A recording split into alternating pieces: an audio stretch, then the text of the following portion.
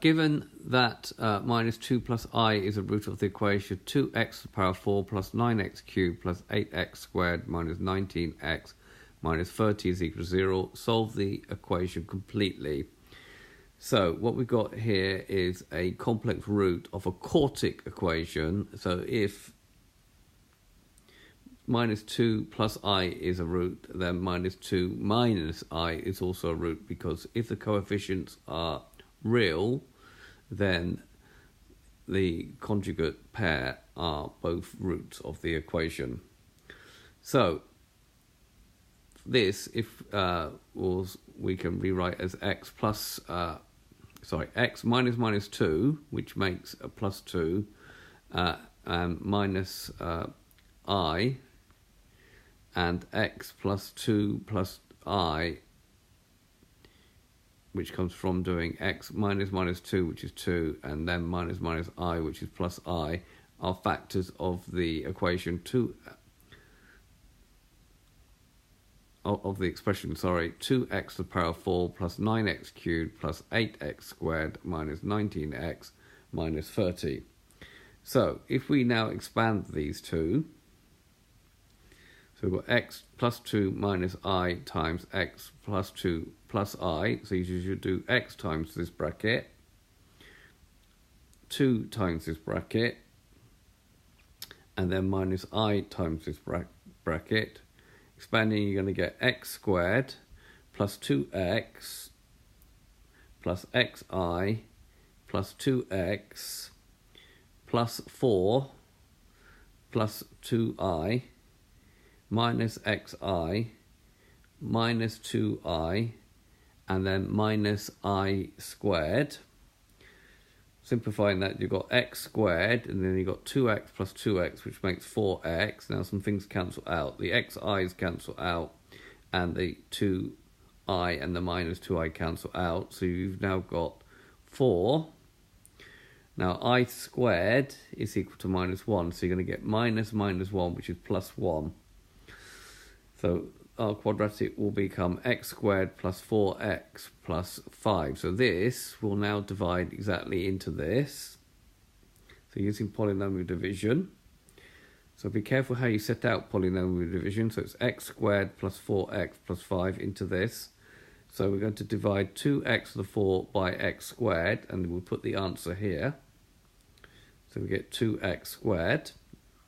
So it's very, very important that you keep everything in the right column. So 2x squared times x squared gives you 2x to the 4. 2x squared times 4x gives you 8x cubed. 2x cubed times 5 gives you 10x squared. When you do the subtraction, you get nothing from here.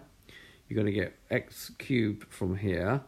8 minus 10 is going to give you minus 2x squared. You bring down the 19 minus 19x. Next, we're going to divide x cubed by x squared, which is just going to give me plus x. That goes here. Again, multiplying out, x times x squared gives you x cubed. X times 4x gives you plus 4x squared. And then x times 5 gives you plus 5x. Right, doing the subtraction, nothing from here. Minus 2 minus 4 gives you minus 6x squared. And then minus 19 minus 5 gives you minus 24x. Now we're going to divide, bring down the minus 30, and now we're going to divide minus 6x squared by x squared, which gives you minus 6, which goes in the constant term.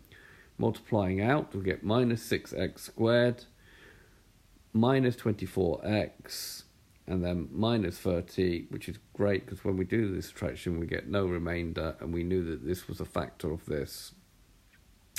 So our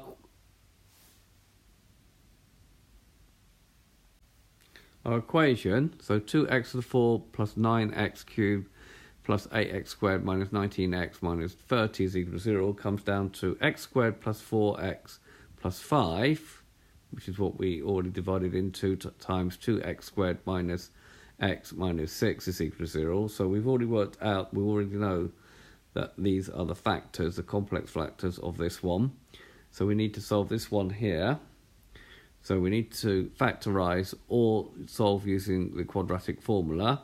This one does actually factorize. Now, So solving 2x squared minus x minus 6 is equal to 0. I'm going to use the product sum factors method. So the product will be 2 times minus 6, which gives me minus 12, and then the sum will be equal to minus 1. Then I want two numbers, when I multiply them together I get minus 12, and I sum them I get minus 1. Call those the factors, minus 4 and minus 3. Minus 4 times 3 gives me minus 12. Minus 4 plus 3 gives me minus 1. So we now rewrite 2x squared minus 4x plus 3x minus 6 is equal to 0. It doesn't matter which way around you write these two, and then you group the first two together and then factorize out a common factor, which is 2x, and we're left with x minus 2. Bring down the plus sign, group the next two together, a common factor here, 3, and then you're left with x minus 2 is equal to 0. So if you've done all this process correctly, here and here you should have the same thing in the bracket, which now acts as a common factor, so it can come out x minus 2, and you're left with 2x plus 3 is equal to 0. And now we can say either x is equal to 2 or x is equal to minus 3 over 2. We're now in the position that we can write out all the solutions, or roots.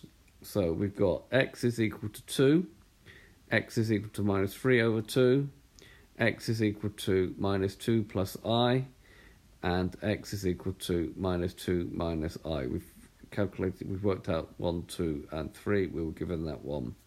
So this has been a video to show you. Oh, wait a minute before we carry on. We should note the roots of a quartic equation can be 1, all 4 roots are real. 2 real and 2 are in complex conjugate pair.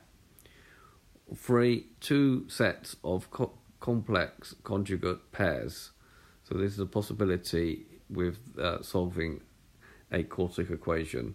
Okay, it's been a video to show you how to solve a quartic equation. I hope you've understood, and I thank you very much for watching.